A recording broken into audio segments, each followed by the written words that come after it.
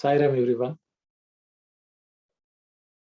Just to recollect what we were discussing last week to start, Swami is talking about the way how Krishna woke up Arjuna from his state of tamas by using certain words, Kashmala, Manarya, Jushtam, and so on. So we discussed quite a bit about that. And then Swami goes on to say that the Bhagavad Gita not only teaches what we should do, how we should do also, how we attain that state of closeness to God or divinity. He says it teaches us that as well, how it is done. Then we were talking about, so Arjuna is telling Krishna his dilemma that, there is Bhishma, there is Drona, who are to be respected by him, and they have done so much good. How can he fight with them?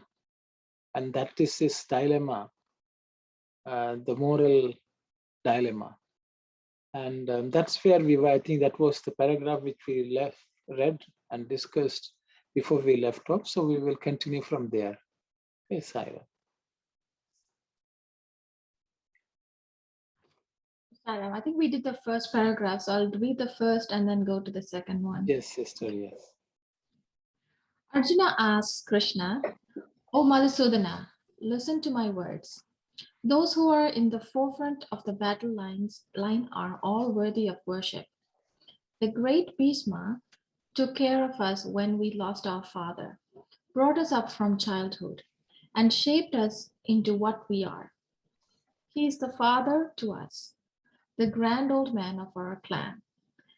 And what shall I say of Drona? He loved me more than he loved his own son, Aswathama. I had all his love. He's the guru who he's the guru through that love took me as his favorite disciple and made me into the bowman that I am.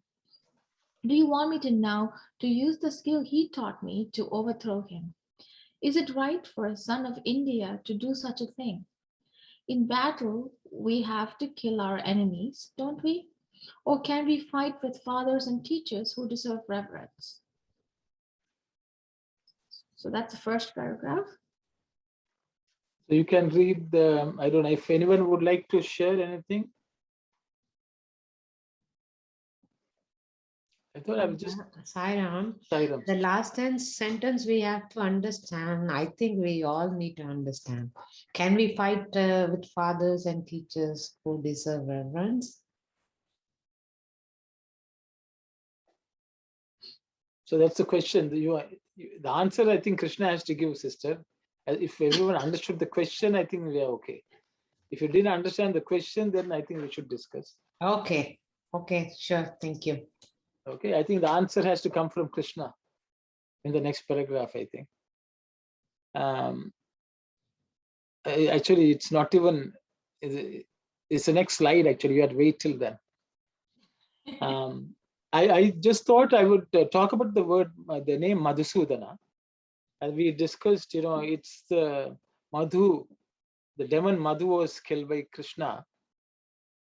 And that's why he's called Madhusudana. That itself is a topic of debate for many people, because in Krishna's lifetime, he did not kill Asura called Madhu. The Madhu and Kaitapa were killed by Vishnu before Krishna, the avataram took place. But Swami gives another meaning for Madhusudana. Madhu, Swami says, is sweet. He says, what is the sweetest thing for human beings is ego. That the feeling of I is the ultimate sweetness, because if I am doing well, then I am so happy.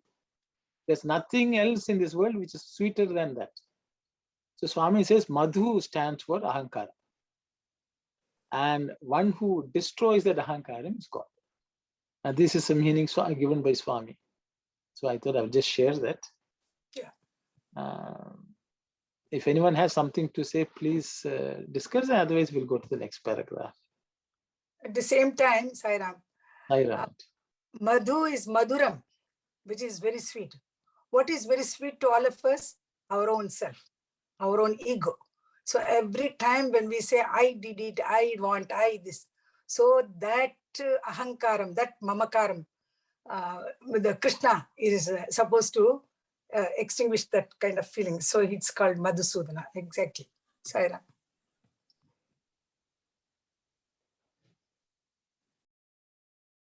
Okay, I think if there's no one else, we'll go to the next paragraph then.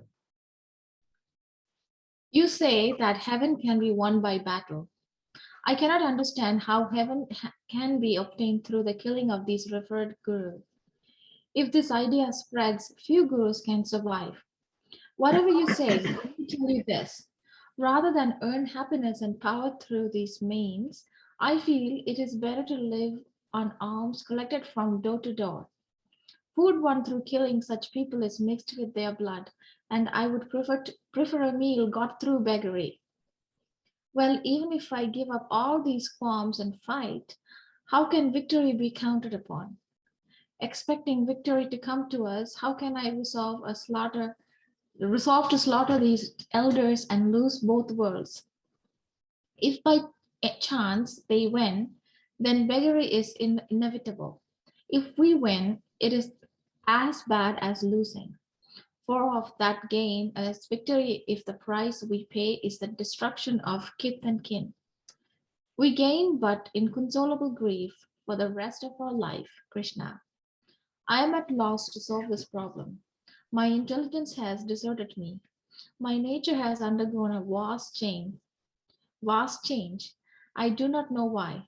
I cannot distinguish between right and wrong, dharma and adharma. Okay, so Arjuna is giving various arguments. I think it's all clear, so I will not comment on it. We can discuss if anyone has anything to add, share.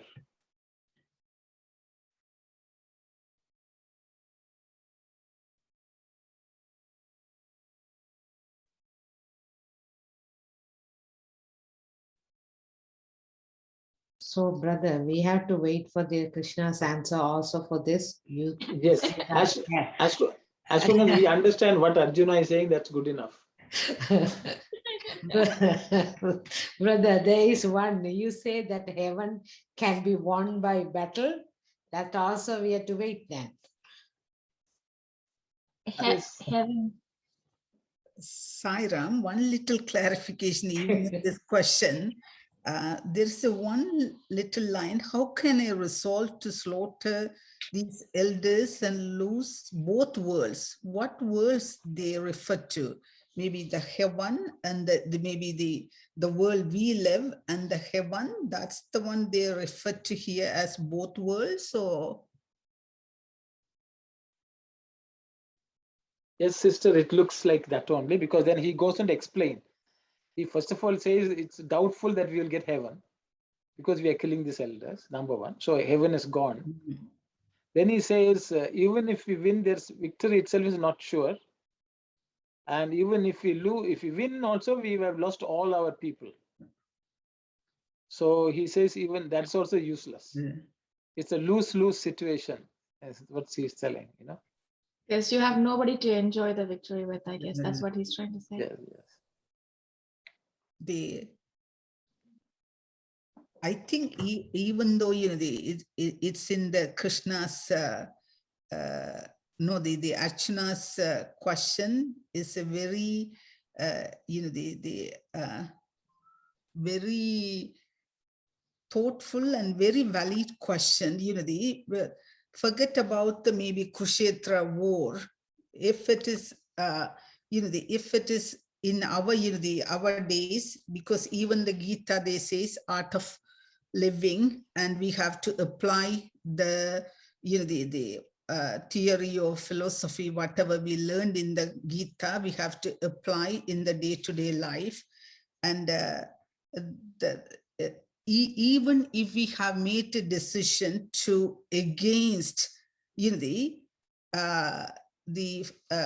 fathers or teachers, that's pretty much, whoever the revered people in our life, the parents, foreparents, or our family clan, or the gurus, if we fight with us, even if we earn something, the good for the others, we will lose our happiness for the whole life. That's what already Krishna and the Arjuna explained to us.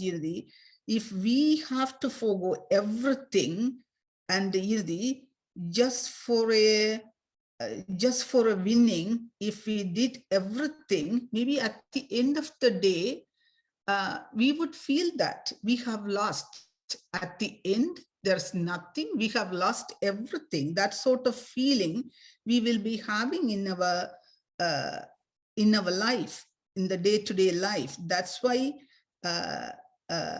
the Arjuna's question, or even in our daily life, our question also, if we fight with all of our close family members, or even the elders we really respect, if we fight with them, whether can we live peacefully and happily in this world?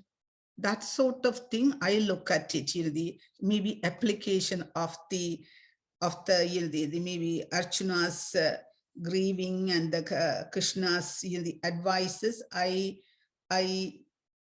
look at in the point of application of our day-to-day life.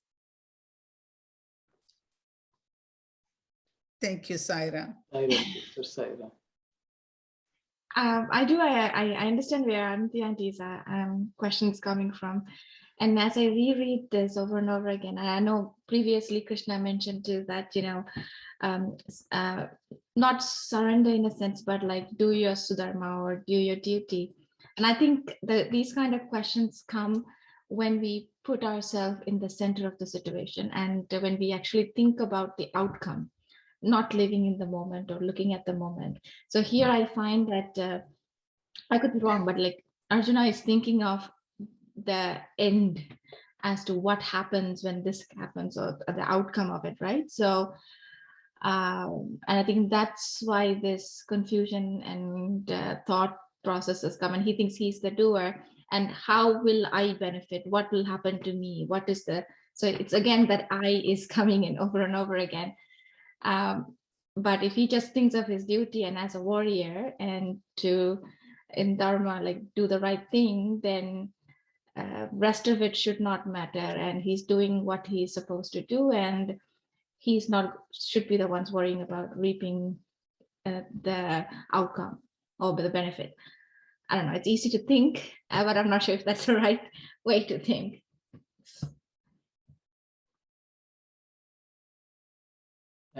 Thank you, sister.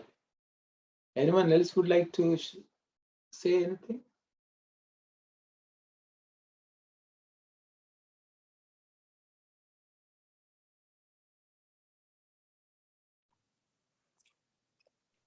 Arjuna is speaking like a common, any common person will feel the same way.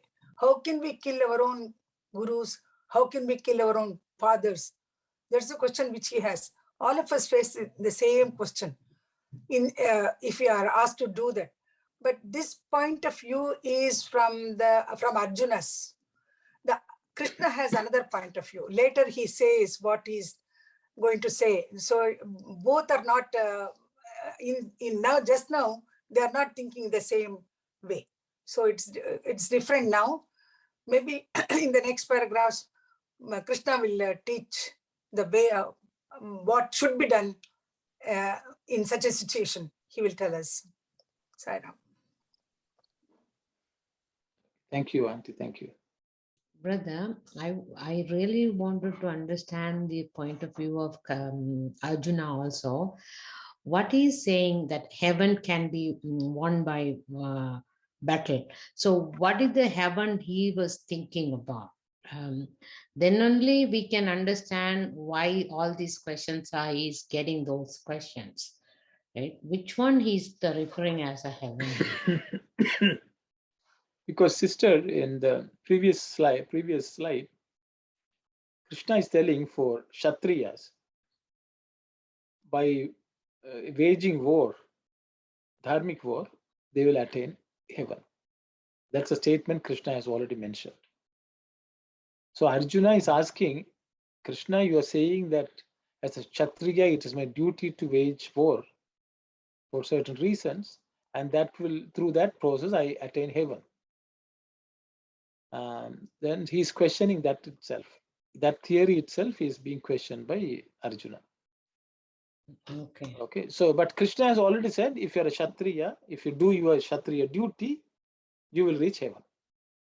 So which is in life, if you do your Varna duty properly, discharge it, happiness is at the end is what you reap, at least worldly happiness. He's referring the heaven to merge with the God. Am I right? No. Then that's the thing. See, here heaven is enjoyment again. It's called Veera Swargam. Veera Swargam. Swargam, which he is going to enjoy by doing the duty of a Kshatriya. That's the Swargam, of course, where he will enjoy. Okay. So by doing his dharma, he's whatever the enjoyment, that's what is referred as heaven here. Yes. Okay, thank you. But The Swargam here, sorry. Go ahead. The Swargam here is enjoyment, not merging with God as Auntie put it, right? No, not at all. Yeah, I also thought this heaven is merging with God. That's why I previously also, I remember that last week's session also, I asked whether even without doing puja or anything, whatever the work we do, wholeheartedly, and,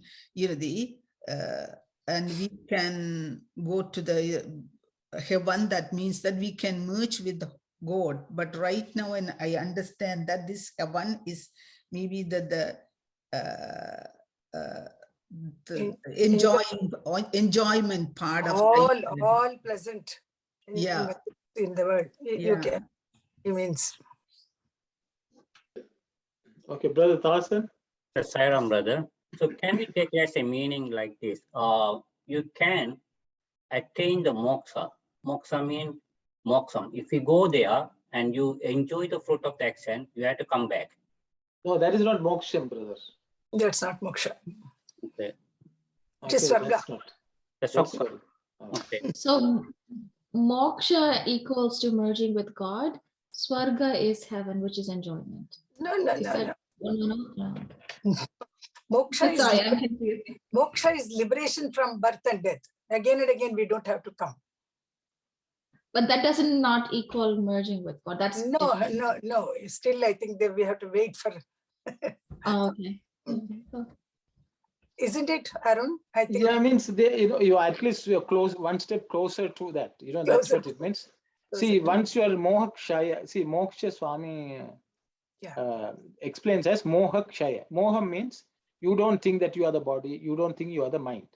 If these two stop happening, even if you are in this world, you will not be affected by it. Okay, that's the state of moksha. But we loosely say it's merger with God. So even if you take mukti, if you want to consider moksha as mukti, it's just another word. There are 4 types of muktis: saloka mukti, sarupa mukti, samipa mukti, and sayujya. Sayujya is the final ultimate merger or lion. And all these are beyond what we call Swargam. Swargam is where Indra is supposed to be the king. Okay, Devendra. So if you all want to understand what Indra is the lord of Indriyas. So that means all sensual enjoyments is possible in Swarga. All sensual enjoyments. So Indra, the lord of. So the thing is, the mind will be always happy. It'll enjoy that. It'll enjoy this. You have plenty. They say, but the thing is, when the account is done, see, it's like in a bank account. You have a lot of money you can spend and you can have a good time. But once the money is all spent, you have to again come back to do your work. your job and you earn the money again. Again, you go and spend. You can call it, I don't know, staycation or vacation or whatever. You go and enjoy, and that is Swargam, and then you come back to the, again, rigmarole. Back to square one. Back to square one. So that is the Swargam. And we also, Bhur, Bhuva, Suvar. So it is like, you can, Suvar is, that state where it's little above the mental and subtle and gross body, but you are still in the causal body. So that means you have not escaped from the causal world. So it's like, if you, after you do all your work, if you nicely have a good sleep, that is the best heaven. If you have a nice sleep, heaven. And that's only possible after you finish all your work. So you can say Swarga Logam is where it's like sleeping, there's no problem, no worries, nothing. You just enjoy. Okay, and then when the time is up, you have to come back to work, real world again. So that is Swarga. I hope that's what Swami is referring to as heaven here. It should not be confused as merger with God. Or Thank you. liberation from birth and death cycle also. It should not be. Sai Ram, is it only the causal body? Or the astral body also will go with it?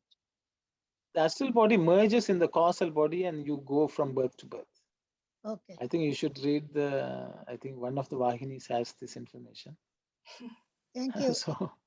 Okay, so that's where Swami explains. What happens is the body actually gets, all the elements get back to their natural state, the gross body.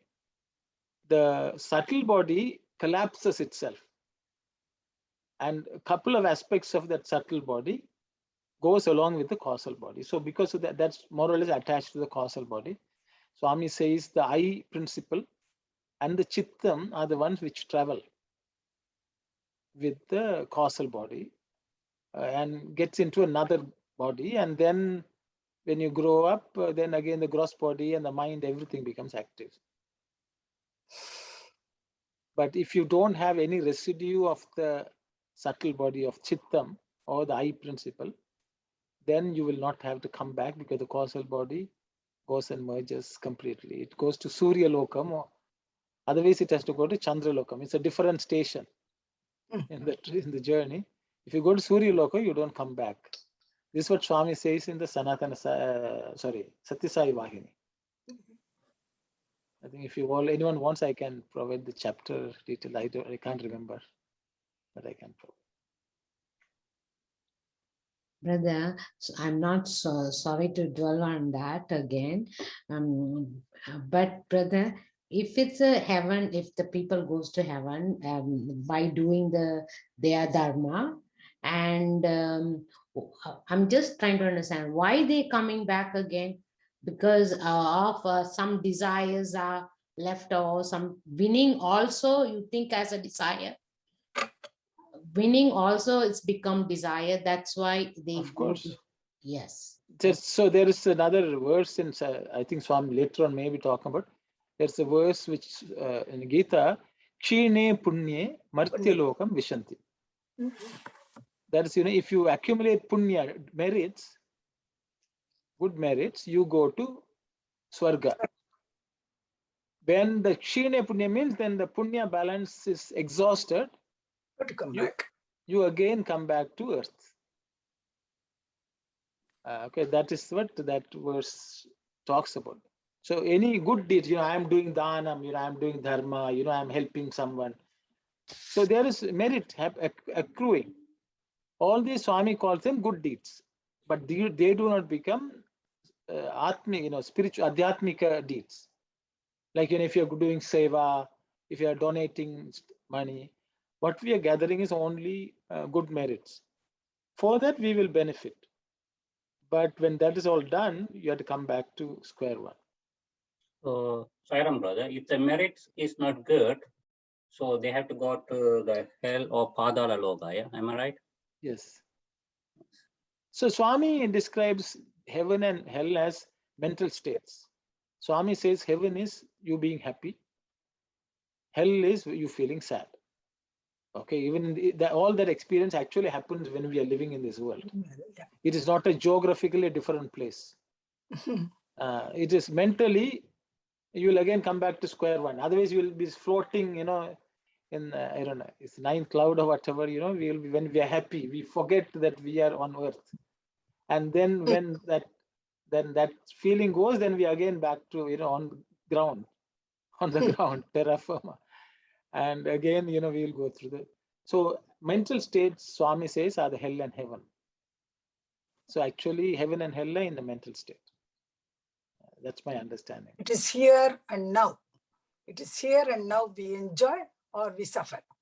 Both Swargam and Narakam are here itself. We go through those periods of happiness, and sometimes we are so much into the depression. So these two states are mental one, and we go through it while we are living itself.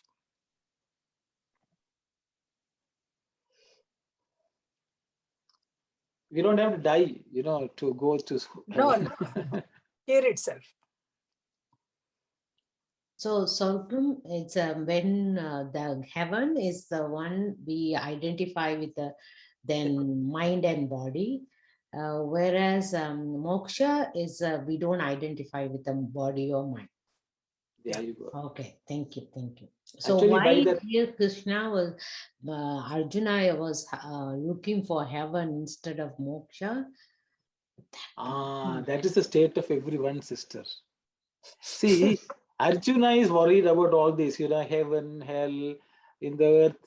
But Krishna is not affected by it because he says both are unreal. So as soon as we are in the mental and the physical world, we will be upset. Whereas Krishna wants Arjuna to go to the next level, which is go beyond the body and the mind. So he says, then there is no problem. That is the entire Bhagavad Gita. Okay, I got it now. Thank you. Okay, so I didn't want to, it's Krishna should tell this.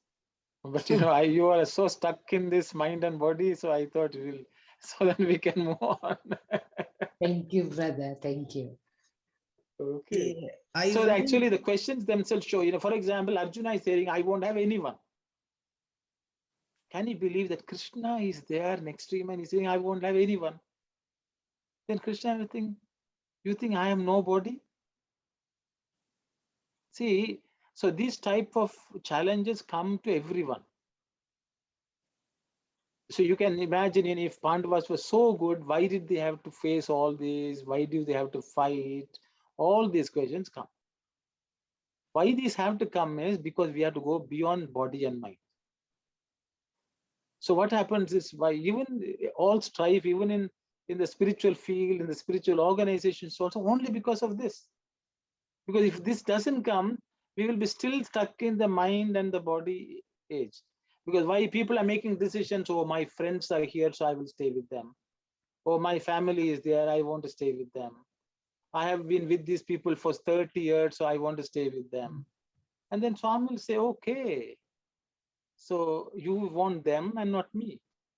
So God actually forces us to have this kind of choice, he will throw at us and he will give problems. And he will show ourselves what are we giving importance to in life. And that's what happened to Arjuna also. So that's the whole thing about Bhagavad Gita. In the spiritual part, God will give you a situation where you have to say, there's Mata Nasti, Pita Nasti, Nasti Bandhu. So nothing in this world exists. Only you, oh Lord. No mother, no father, no brother, no sister. So Krishna is trying to take Arjuna there. And I think Swami is also will take us there through this Geetha Vahini. But when we know not there, we will have all these questions. And that is why Arjuna is a nice representative of our own selves, our own thinking. So he is expressing it, and that's why I say, Arjuna, yeah, you got it right. Because you are thinking like us. So that's the way we will identify, and then it's easy for us to, and Swami will take us elsewhere. That's my understanding. Okay. Arjuna is still thinking in the terms of Labha and Hani. what is a gain, what is a loss. Still he is thinking about it, and all the physical, his existence, he is still so much attached to his gurus, his grandfather, and the rest of them. That attachment is making him to think in such a way that by fighting with them, I grow all papa, and sins will come to me. And then even if I gain, even if I win the war, I'll not be happy. So all these thoughts are just at a human level. He is still talking. Saira. Auntie, can you explain what did you say, laba and honey? Honey is nashtam. We always say laba and opposite is honey. It is nashtam. Gain loss. and loss. Gain. Oh, okay. Not the English word honey. Okay. Honey. Okay. Honey, right? So I heard honey too. So. No. Please, honey. H-A-N-I. In Telugu, we say that laba honey.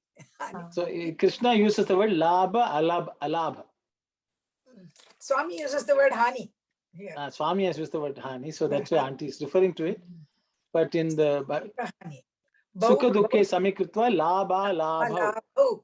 Labha and Alabha means, Labha means gain, Alabha means opposite of gain, which is loss.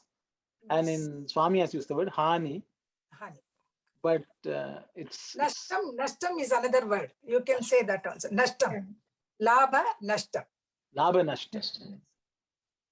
Gain and loss. Also, I found this little phrase is very interesting. Heaven can be won by battle. When some other religion believers, when they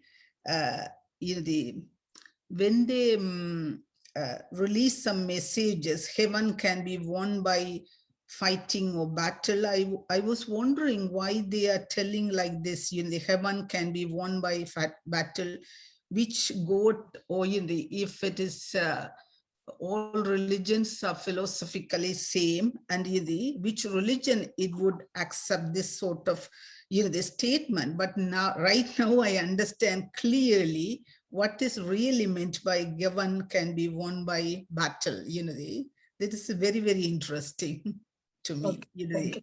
Yeah.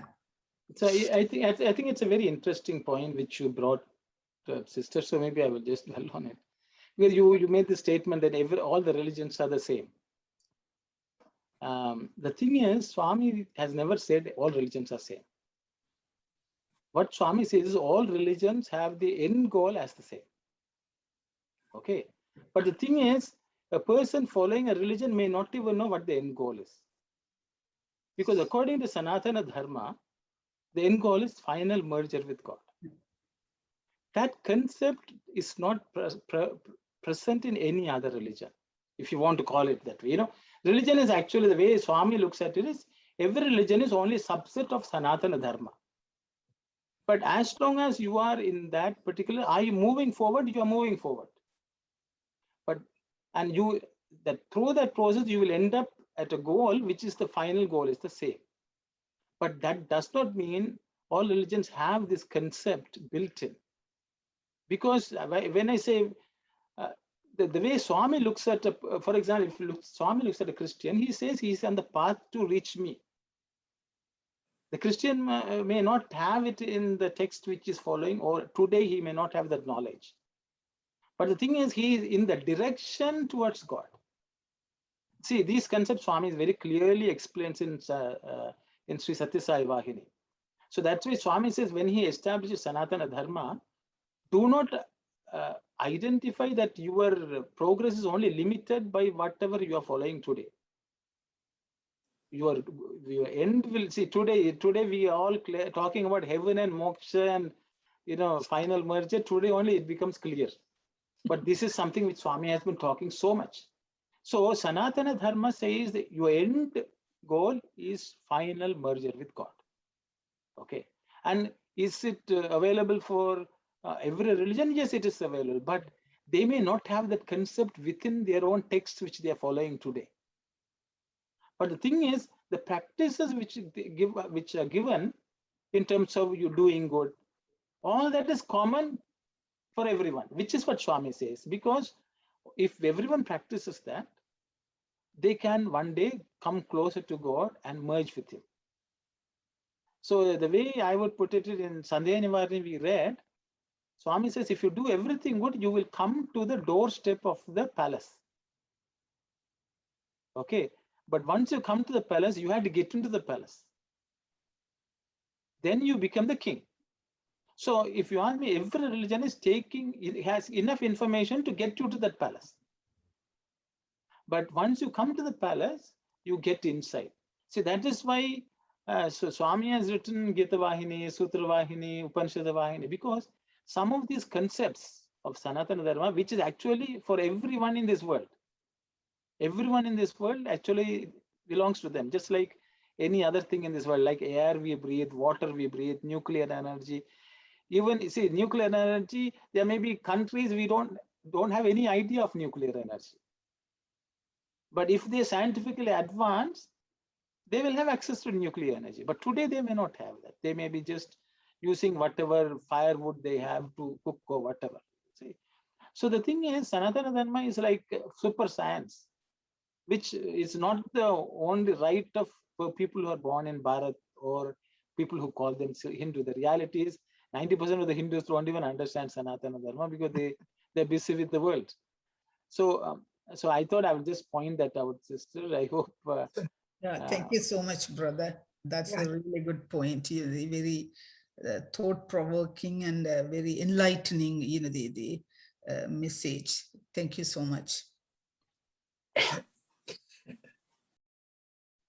Sai Ram, brother. I just wanted to bring out because I learned that Sanatan Dharma and people just think Hinduism and Sanatan Dharma is the same, because it's not, because Sanatan Dharma is the absolute. It's like goes way back in history. And Hinduism was a term given to the Hindus living by, what is it, the Indus River or something? So it was Indus Valley. Indus Valley, right? So, I mean, Hindus do practice Sanatan Dharma, but Sanatan Dharma is like the absolute Dharma, isn't it? Yes, yes, sisters. Thank you. And also, I feel with Krishna, people who are associated, I think Meera's character I really love, because I think Meera really understood Krishna so well, because even I feel better than even Arjun. Meera knew her way to the, like what you said, the destination. She gave up everything and she just wanted to merge with Krishna more than even Radha. Is that my thinking, or if you can explain that? Swami puts Radha and Meera on the same pedestal from my understanding. Mm-hmm. But I feel Meera was more committed. Radha was maybe more immature. I don't know. Because I think the Radha had one small problem, I think, because she had the physical presence of Krishna, which Meera did not have. So Meera's was complete yearning for that Krishna. Whereas Radha had, because sometimes physical proximity can cause some issues. But I think so. What Krishna had to do was he left Mathura, so Radha did not have that access. And I think that is when Krishna, there's one story which Swami says, then when Krishna comes back and tell Radha I have come back, then Krishna said, so what? Yeah. Radha, because she had reached that state where she's telling Krishna, I am always with you. And so that was the final meeting of Radha and Krishna, Swami says. And then she asks him, can you just play the flute once? And Krishna is supposed to have played. So that's true, sister. But I think Swami puts it, both of them are unique. It's very difficult to compare them. Yeah, I think. But I think both of them were equal. In Swami's discourse, if you listen, he gives both of them the same he speaks so highly of them that they are our ultimate exam models, idols which we can follow.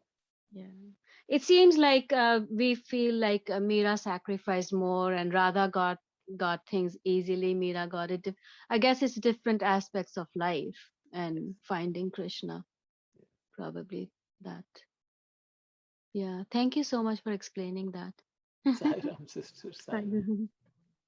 Sairam, uncle, that episode that you narrated where Krishna comes and meets Radha for the last time, did Swami also say that like she kind of breathed her last and yes, while he was playing the flute, and then he never played the flute again?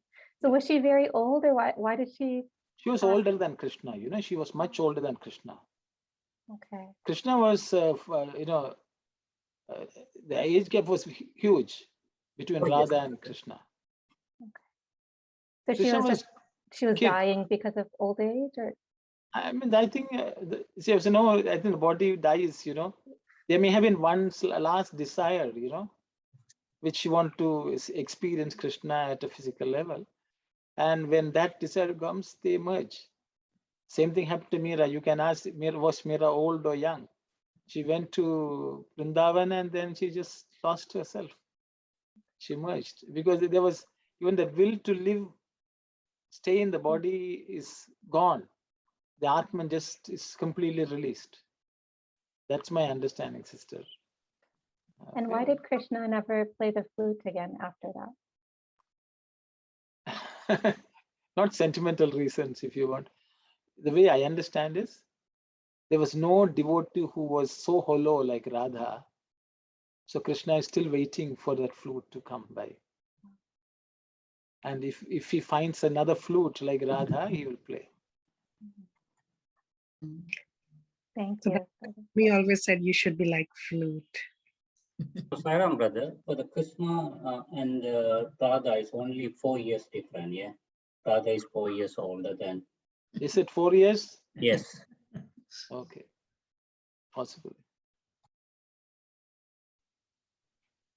I don't have the, I don't know what's the source of this information, brother? It's somewhere, brother, only 4 years different. Okay, possibly. But she was older. Yeah, because just before moving, that time Krishna was 16 years old. No, she's something before getting married. And that time Krishna is only 4 years old and he is moving to the different city after they're married. I see. Okay, so I think in a couple of places Swami has said Krishna was, I don't know, under 12, around 12 years old when he went to. Yes, exactly, 12 years, and that time she was 16 years old. Yes, possibly. Okay. Sairam, I don't know. Yes. I have a question. Did Radha ask Krishna why he is not marrying her? Is that a question was asked? I don't think so, sister. I don't think, auntie. I don't think. There is all sorts of stories which come out in the internet. Now we don't know what is fact, what is. It's okay. I think as long as it teaches people something, it's good enough. But I usually go back to Swami's. If Swami has not said it, I don't pay attention to it. So I don't think Swami has mentioned anything like that. Because I was thinking it's not the bodily attraction so exactly, they had. Exactly. So that's why I'm saying Swami doesn't deal with those things. People can create a lot of stories, eh? Oh, lots of stories. No, you should not believe it. All those things. Well, in the last paragraph, my warrior blood rises up in protest. That Swami's, Bhagavad Gita shloka is here. Karpanya dosho apahat swabhavaha prichami tvam dharma sammuda chetaha echeyam syan nishchitam bruhitanme shishyasteham shadimam tvam prapanna. That's, the final surrender to the Lord. Yesterday when we were listening to that Jagdish Chandra, he was saying, Samarpan is not just dedicating everything. It is the firm belief that what God gives us, to accept it and to go through it. That is it. Leave everything to him. Whatever good he does, whatever bad he does, it is okay for us. That is the kind of surrender which we are supposed to do. I think yesterday, Arun, I think, was he not saying the same thing? Yes, Auntie, yes. Yeah, he was explaining it very well. That is Samarpan. That is Samarpan. So this last paragraph is about complete surrender to Swami, to Krishna. Arjuna is asking him to enlighten him to what to do. So okay, Sister Narmada, maybe you just read the last paragraph. Sure. My warrior blood rises up in protest when you prod it so. It is pushing me forward into battle. Fear of becoming a murderer of these revered elders is pulling me back. I am helpless. As you guide this chariot, guide me also and show me the way. Moreover, I am no longer concerned with the worldly prosperity. I crave only spiritual progress, Arjuna said. Yeah.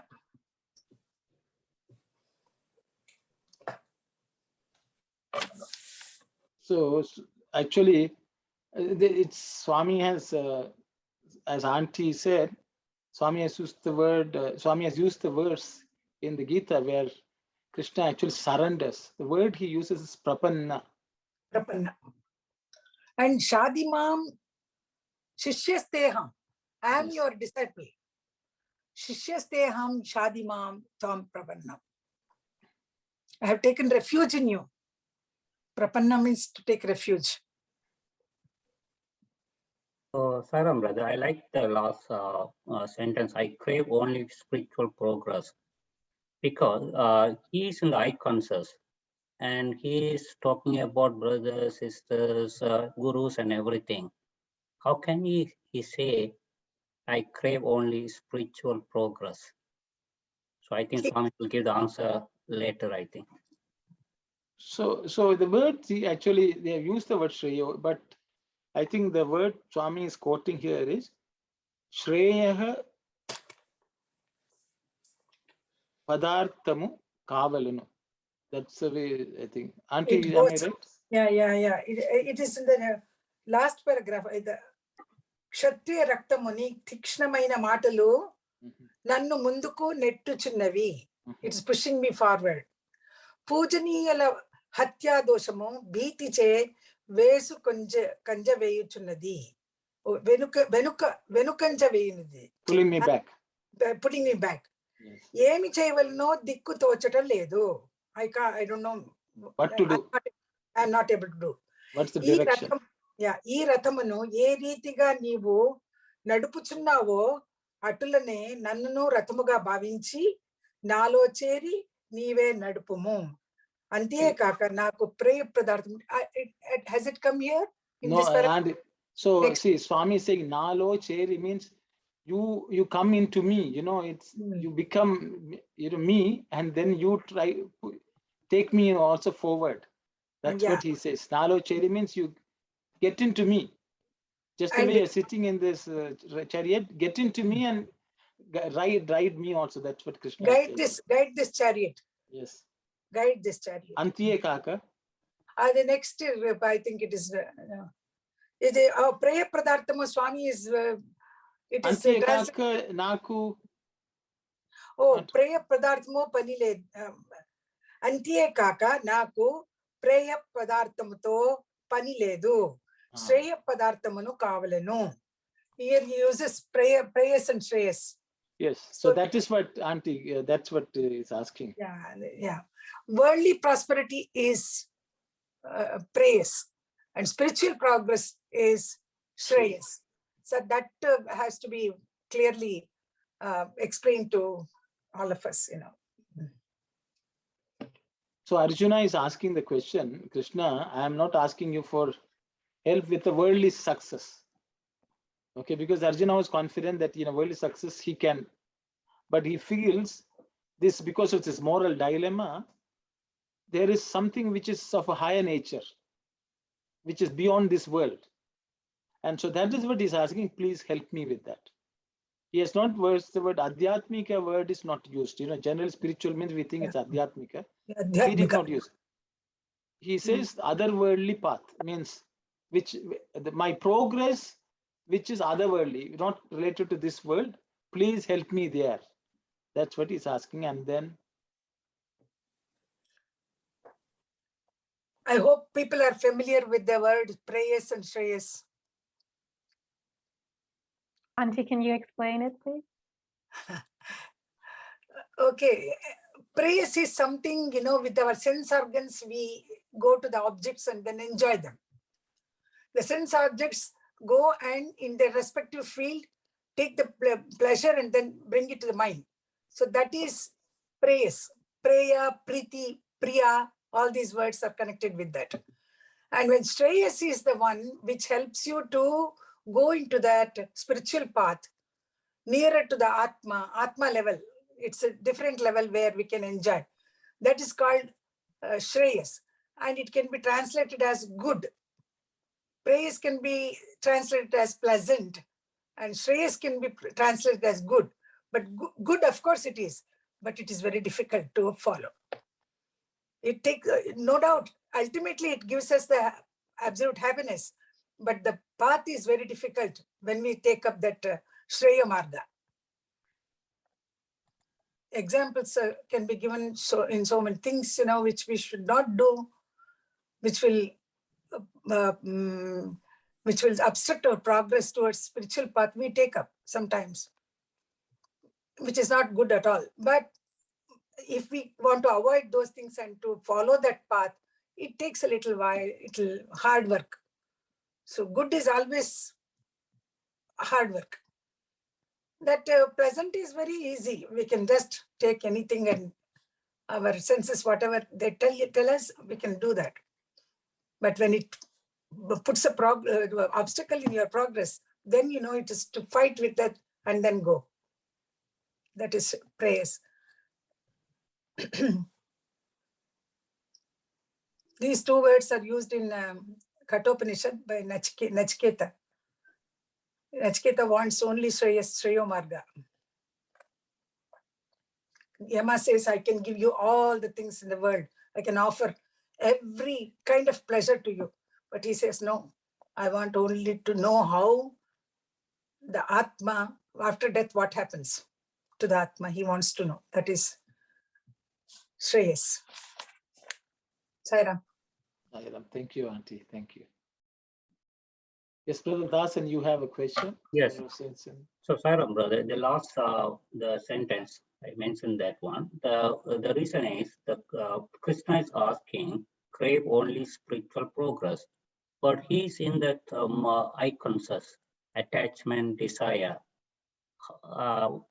So how he can ask these kind of questions? He's not into that. He's attached to that one. I crave only spiritual progress. Okay, I think my understanding, brother, Arjuna was capable of understanding these things. But at a particular point in time, because of moha, attachment, he went into the state of tamas. From there, Krishna kicked him, so he came up to Rajas. So once he came to Rajas, then he became aware of something higher than that also.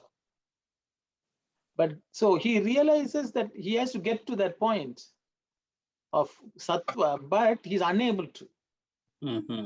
So that is when he submits to Krishna and says, Krishna, so I realize my problem is that I am being pulled by these two and I am unable to get over.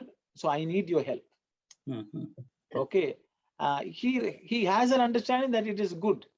Mm-hmm. But he doesn't know, you see, it is the same state. Why are we all coming here? Because we think there is something good, but we don't know how to get there. Mm-hmm. Okay, so Swami, we are sitting and then Swami is telling and we are learning.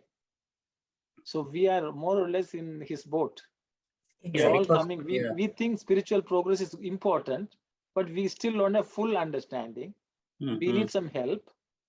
So that is why, as Auntie said, Krishna, he says, I am your Sishya. You are my Guru. From this point onwards, Krishna becomes the Guru and Arjuna the disciple. Arjuna becomes the disciple. Thank you, brother. So even to get to this point, brother, it's a lot of work. So, so. How many arguments he brings forward to just to defend himself, saying that I want to leave this warfield and go away. So many arguments. So defense, in his defense. So this is all Purva Mimamsa. Actually, we were talking about Purva Mimamsa, Uttara Mimamsa. Some of these concepts relate to Purva Mimamsa. Karma Kanda, we do some yajna, some benefits happen. If we want rain, you do a yajna, rains come. All this, we want to do good things so that we have a very peaceful life in this world. So Karma Kanda deals with all that. So all those arguments Arjuna was putting forth, and then Krishna comes in from this point onwards. So it's like we know some spiritual things when we go to the somewhere cremation place and everything. That time we think something like that. Yeah, that is a situation like Krishna, Arjuna now, maybe. Life, death, what happens after we die. Only when we forget it. Until somebody close to us dies, we forget about death. When somebody dies, then we'll think, oh, what happens after death? We want to know. So it's the same thing for Krishna, because Arjuna also thought people are going to die. So death is a very good teacher, as Swami says. Yeah. Okay, I think then we will go to the next slide, Sister. Yeah. From that moment, Krishna became the guru and Arjuna the disciple.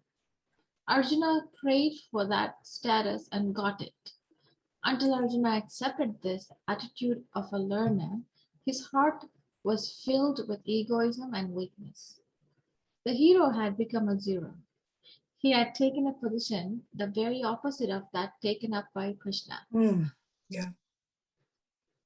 Should I go on? I think you can read that because we've sort of discussed. Yeah. The reason for all this, if you carefully study the situation, is nothing but egoism. Prema, love, is the viewpoint of Krishna, and Brahma, delusion, of Arjuna. He suffered from agony because of that. Then he realized that egotism led only to further ignorance and confusion. He surrendered his judgment to the Lord and saved himself.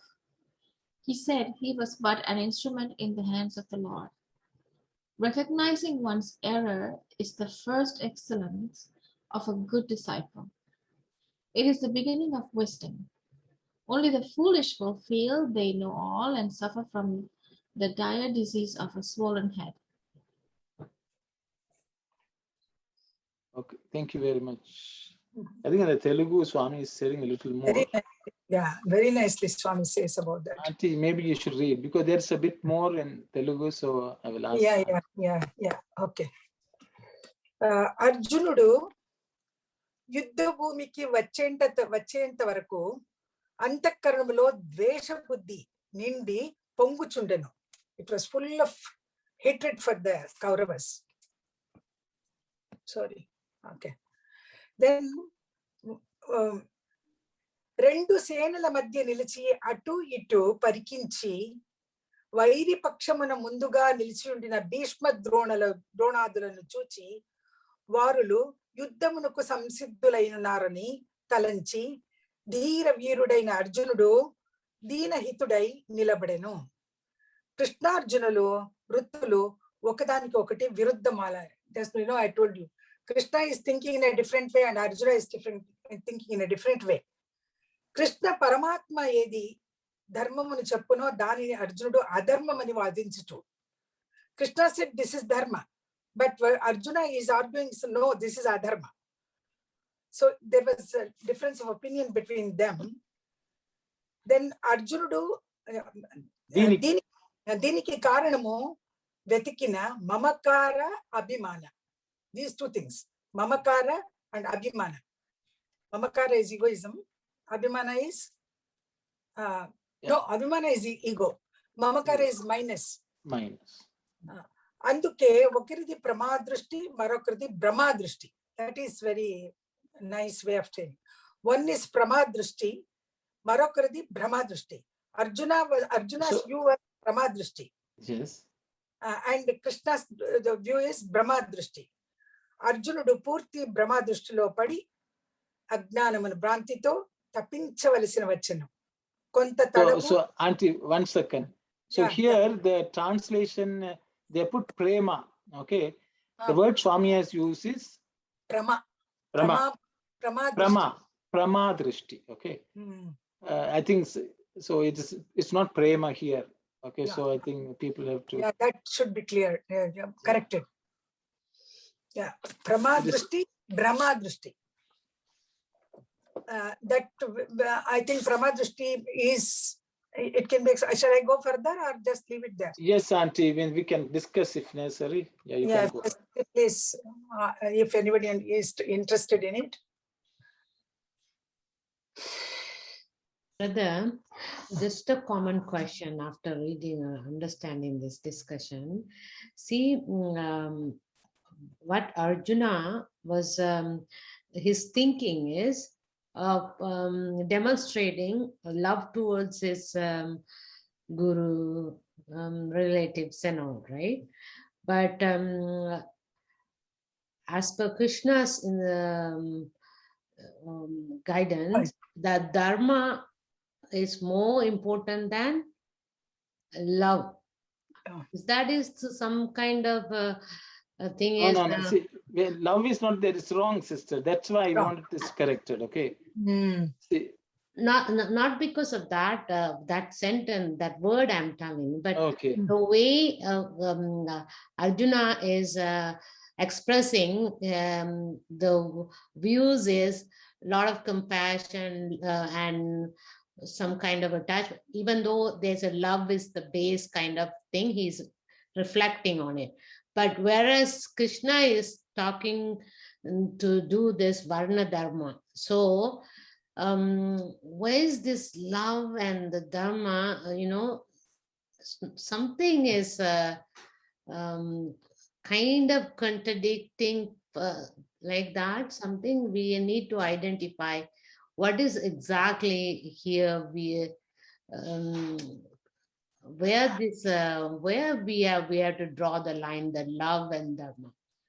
Sairam, right? Sairam, Aruna. Yes. Not love. What he is trying to show is pity, daya.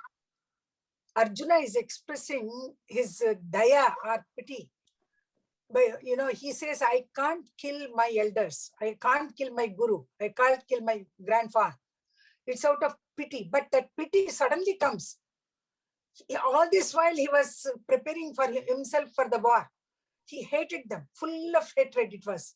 When suddenly, when he comes to the war field, looking at his elders and the gurus, and suddenly this kind of, that's what he calls for kashmalam. This is a weakness of the heart. Weakness of the heart, daurbalyam, what they call. Hridaya daurbalyam, kalmasham. And, this is all the words used by Krishna originally. From where did it come? All the while you are so busy collecting all the arms to fight there. Suddenly your pity is misplaced, he says. It is a misplaced pity. Okay, so, I got it. Yeah. It is not love there. It's actually, prama means truth. Seeing the truth is called prama. Brahma is delusion. Yes, now I got the difference. Okay, thank you so much. Yes, as a pattern. Okay, thanks. Sairam, brother Dasan. Yeah, here the prema, can we say that one attachment love is not a real love, selfless love? This is an attachment love. Thank you. No. That it's not at all here. The word is not prema. It is prama. P-R-A, prama. So is that attachment love? It's attachment, brother. Yeah. There's nothing called attachment love. It's yes, attachment. Because when it's attachment, it cannot be love. Yeah, okay. That's what Swami is saying. Okay. I think Swami has spoken, because the problem is, sometimes we all talk about these 5 human values, love and all that. Everyone keep on repeating this, but we sometimes don't understand what love is. You know, we have to read Prema Vahini for that. But because Swami says, when you know that you are not the body, you are not the mind, only then you can love. As long as we identify that we are the body and we are the mind, we cannot love. So in such a situation, how can we start developing love? Swami will say devotion is the start. Because when you have devotion to God, slowly you will lose the sense of your body, and your identification with the mind will go slowly. But that cannot be cultivated by showing love to the people to whom we are attached through mind. But unfortunately, because the only thing which we can conceive as love is what we experience with other people.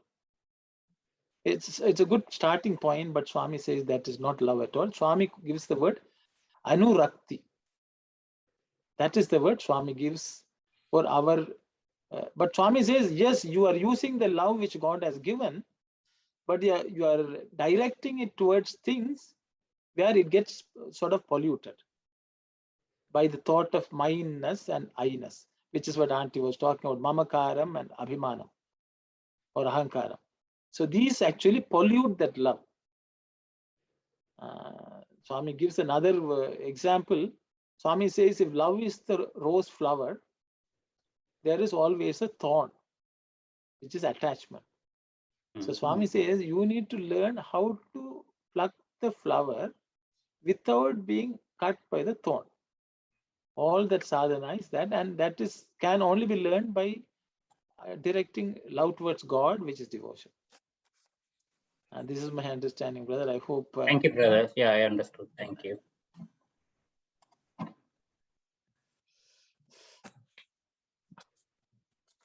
Okay, Auntie, I think you can complete what you started. You are. Yeah.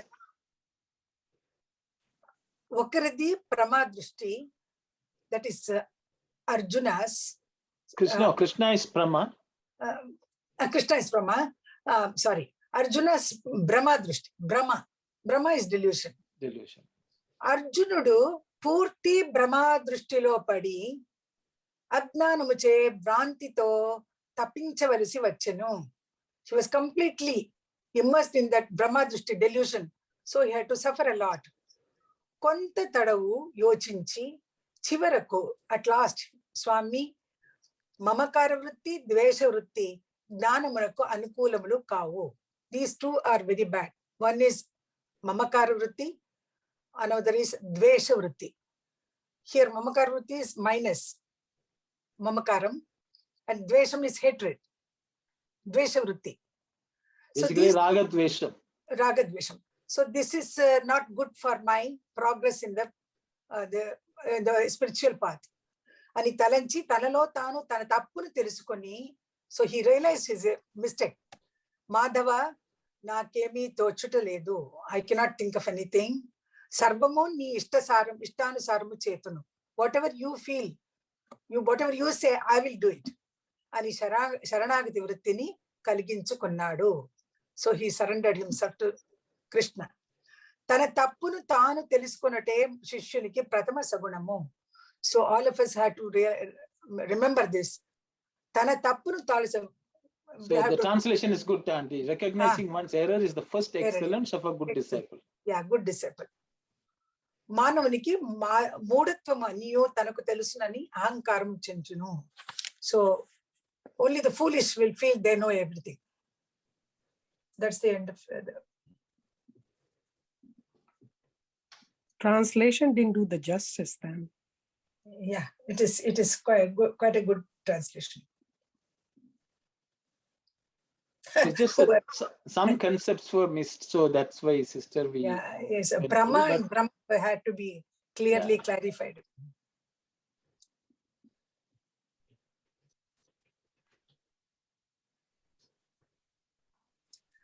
Brahma can be translated as yathartham.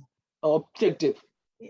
Just truth. As things, the way things are, very, very objective view, very clear objective view of the Brahma facts. is, of course, error in the vision is delusion.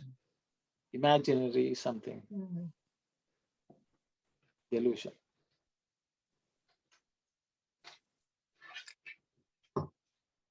From that word Prama, I think Pramiti. Yes, Pramiti comes from there, yes. Pramiti comes from that word. Sai Ram, when Arjuna was in a confusing state, Krishna was just beside him and tirelessly answered all of the Arjuna's question. Arjuna, one by one, he was asking so much question, and Krishna was answering to clear his doubts and maybe give him some sort of comfortness.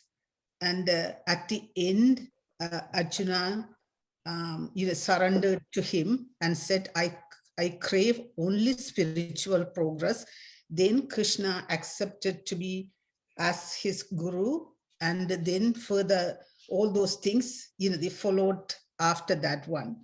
When we are in that confusing state, and who would be tirelessly, patiently answer all of our questions to get into that state, that's even though we study, we understand everything theoretically, and we know what is good and bad. But when we are having that sort of very confusing state, no one, no one, just like Krishna, just beside Arjuna to lead him and clear him doubt, we wouldn't be having anyone to direct us. Maybe that's the problem we are having, in our, maybe the day-to-day life. That is also another reason, why Brother Aruna nicely explained. We know everything, what is good, what is bad. We should be coming to the study circle. We should study, understand, but we don't know how to apply because we don't have that sort of mentor or just to guide us, only unless otherwise if we surrender everything and God come down to us to bless us, to lead us, that's the problem we are having.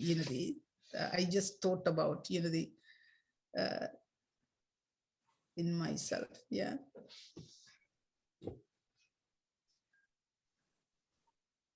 Sister, I think Swami has already dealt with this question in the first chapter.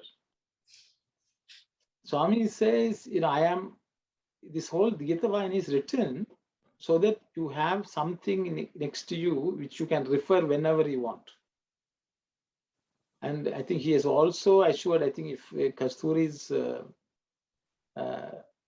forward basically is forward, in that he says in the book, I think, that Swami is there actually. Only thing is we have to reach out to him. And he will be accessible.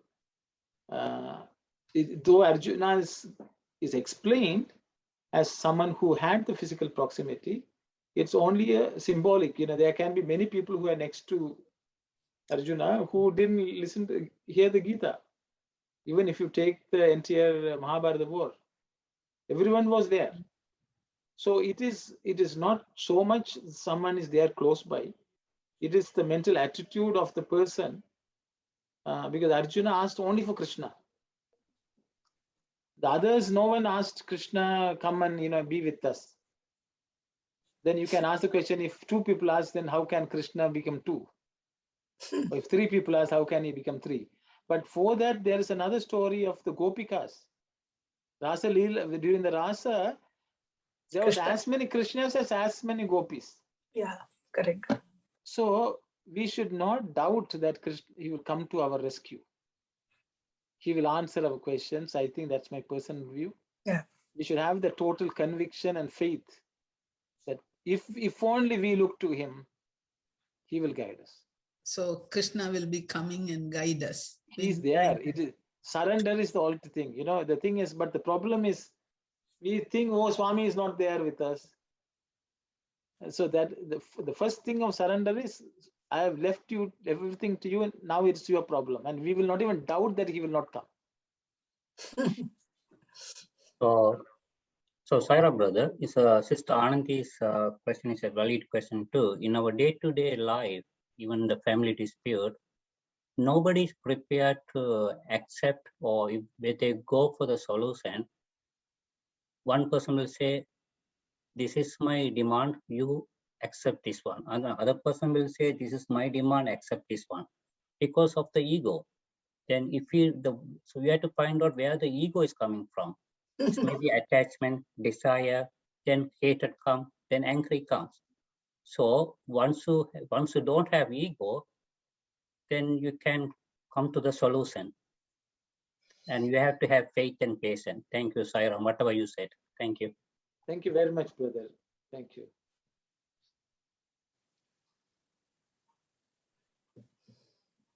I think so, as Brother Dasan has nicely explained, actually Swami is equally accessible to all of us. If only we give up mamakara and dvesha. Swami says raga dvesha, attachment and hatred. If we can leave these two, God is accessible. And as Swami has already nicely, I think it is not in the translation, but as Auntie read it in Telugu, it is there. Basically, if you give up those two, we have total access to Swami. And if anything happens, we have to say, okay, he wants it happen. That is this surrender. And we should accept that. And then he's there all the time. Lack of understanding and clash of egos. That is the reason for all misunderstandings.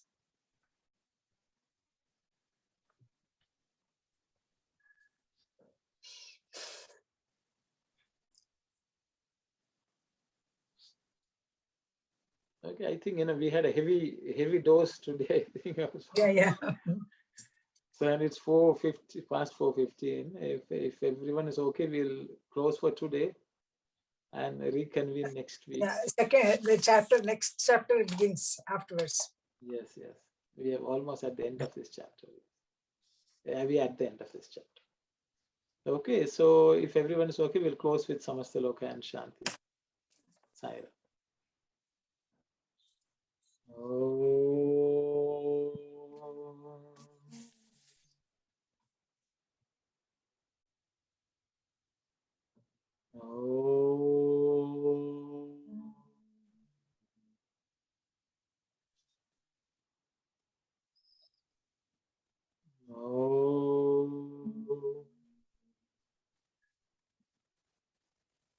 Samastaloka sukhino bhavantu.